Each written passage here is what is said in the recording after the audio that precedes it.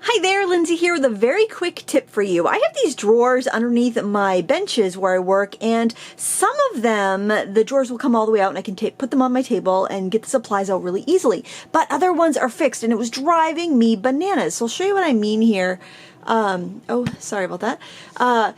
So these drawers here, they don't want to come out. You know, they're stuck. So I pulled the drawer out and looked and figured out why they were coming out. There's these little notches under here that are preventing them from going all the way out. So what I realized I could do was I could cut them off, which I did on the top one. And look, the drawers will come all the way out so I can set it on my table. So I'm going to show you how I did that. Because it's kind of like awkward and it's really difficult to reach, and I can't obviously take these out so I can cut them. Maybe they would come apart, but I couldn't pry them apart. I tried to. So what I did was I got my hot tool, which is like a wood burning thing with a hot knife attachment. So if you have a wood burner, if you have one of those attachments where you can put an X-Acto knife on, what you want to do is just slice off this little catch here. And I've already started it because it does take a little while for it to melt through, because it's more melting than cutting the plastic. And then you can cut this little catch part off. Okay, there it is.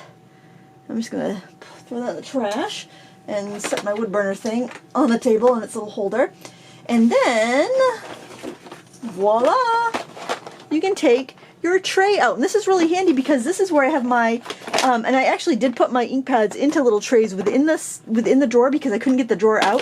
But this is going to be such a game changer for me because I have drawers of my distress pads that it's like when I'm going to use those, I want them all out. So this way, whoa, I can have them all out because I can pull the whole drawer out. Ah, holy moly, that's really hot. So be very careful, not a craft for kids.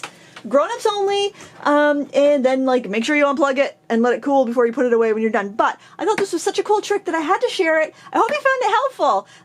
Happy crafting!